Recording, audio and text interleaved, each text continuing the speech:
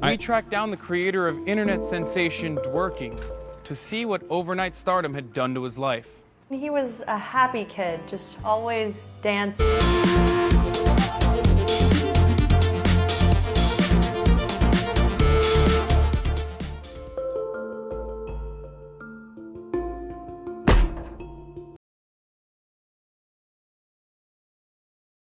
Dad, I miss you talking about Turkey, man. Would have loved to debate you. Yeah, no.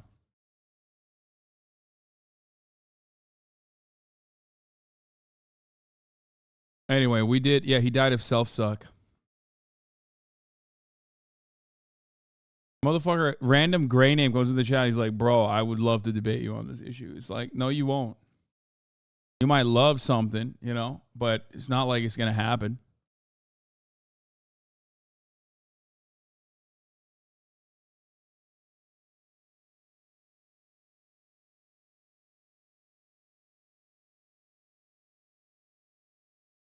From Selinsky to this point, he's time and time again gotten people to buy in without actually knowing the company's true value. Vice was truly ahead of its time during those early days, but what initially created the brand's appeal no longer existed. Its core fan base looking for edgy material has all but disbanded, but with so much money invested into the brand over the years, you can still expect to see more content coming from them in the future. It's been fun to see Vice's rise over the years, but as far as the future goes, all we can do is just wait and see.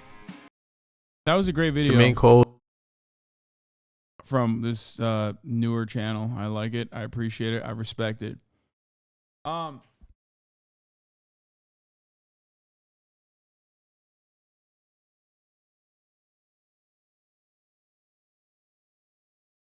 Yeah, I wanna fucking play Zelda, but I need to figure out my card situation, okay?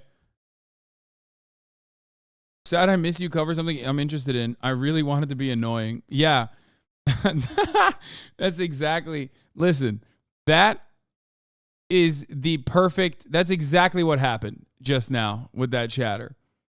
This motherfucker came in and was like, oh man, not like he wanted to hear my perspective on it or anything, just that he wanted to be really fucking annoying. So he's sad that he no longer has the opportunity to be fucking annoying.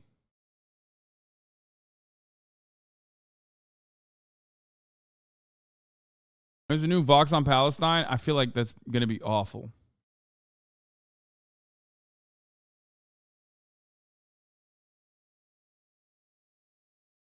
At least you're being real, though. Let's watch this. Is Everything Fascist? Brought to you by Masterworks.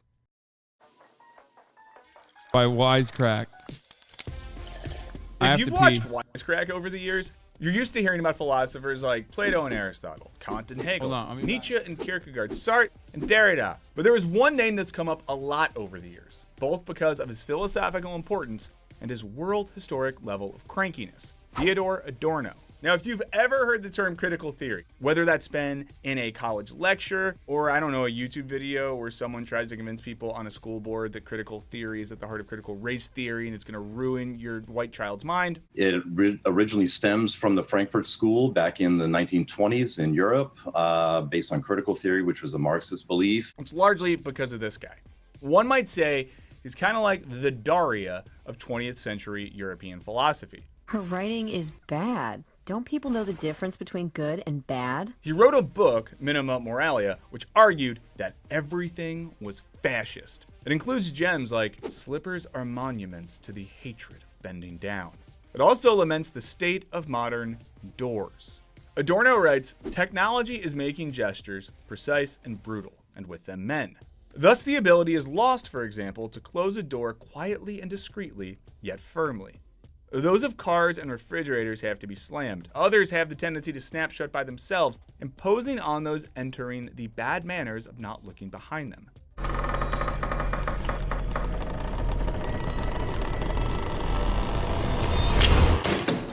But he wasn't just weird about slippers and doors. He was also a big-time cultural elitist and actively hated both jazz music and Hollywood movies because they were fascist. And honestly, I can kind of see his point about the big studio era of Hollywood movies, but jazz? Really? This right here, this is fascist?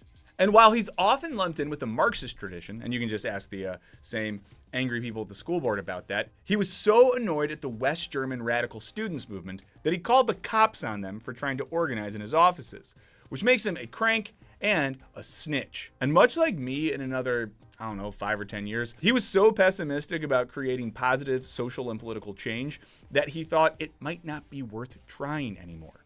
So, to paraphrase the American philosopher of crank, Jerry Seinfeld, what's the deal with Adorno? Was he just an old curmudgeon who overused words like fascist and totalitarianism? Was he an absolutely necessary voice in post-war philosophy? Or was he a little bit of both? Let's find out in this Wisecrack edition, was Adorno right about fascism? Okay, so before we learn more about a pretty cranky philosopher, I gotta ask you guys, do you ever feel like it's a little weird that we can sit around as humans and speculate philosophically about meaning and truth and the future of the world, all while outside of our minds, things are not going super well on the planet, right? We have all this technological advancement and literature, and yet we're the only species who is consciously worrying about the future. Now, maybe I'm going on one of my classic unhinged tangents, but by now, we could say that perhaps the only lasting legacy the human race will leave behind is art. For centuries, the human race has relied on art to pass down. Okay, quick question. On the Elgato, there's an in and an out. Do I put the fucking in on the Elgato? On the dock? Or do I put it on the monitor? Game go in. Okay, and then the out goes into the monitor. Right?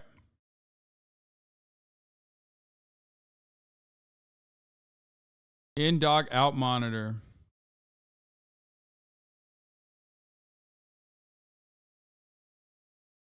Okay.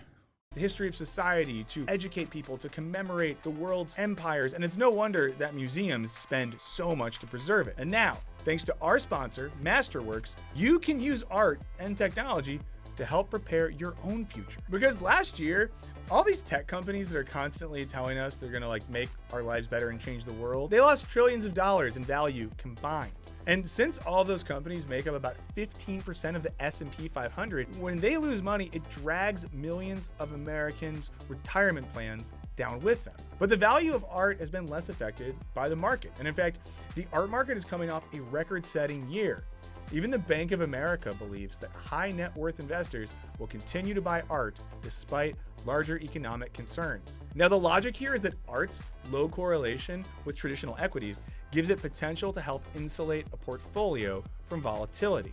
Just check the numbers. In each of their exits so far, Masterworks delivered a positive net return to their investors, which is good because that means you're getting more money. And they're just getting started.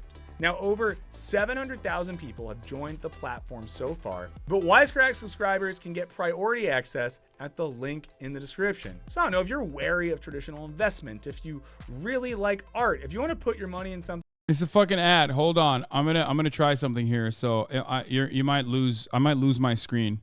I'm setting up the Switch for some fucking gaming in a second. Just hold on. Bear with me 1 second.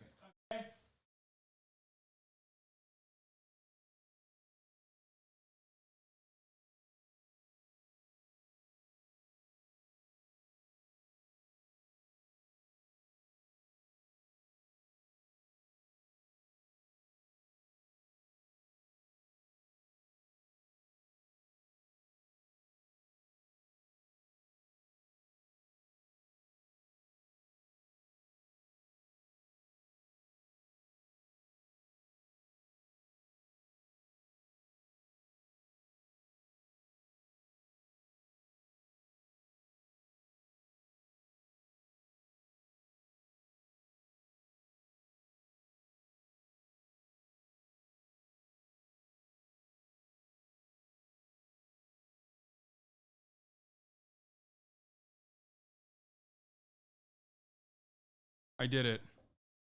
I fucking did it. Here. That probably isn't actually fascist. For me, it's birds. Now, I'm often hesitant to use a philosopher's biography to unlock their work, but there are some pretty crucial points in Adorno's life that help make sense of his pessimistic attitude. Now, he was born in Frankfurt, Germany, to a Jewish father and an Italian Catholic mother. When the Nazis came to power, he had just been appointed to a lectureship at the university in Frankfurt, the home of the Institute. What do you hear?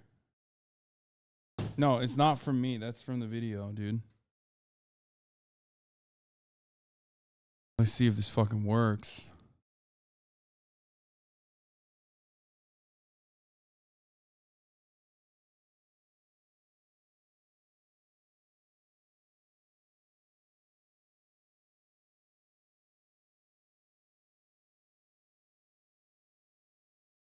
Seem to be working.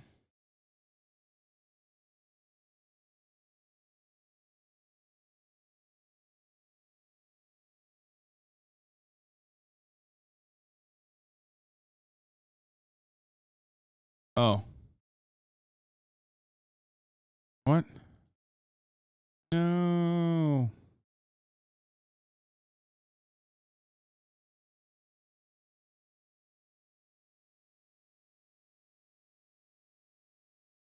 Let's see.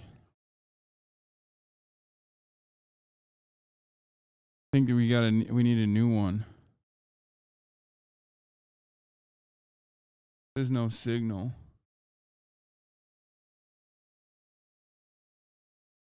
Getting a blue light.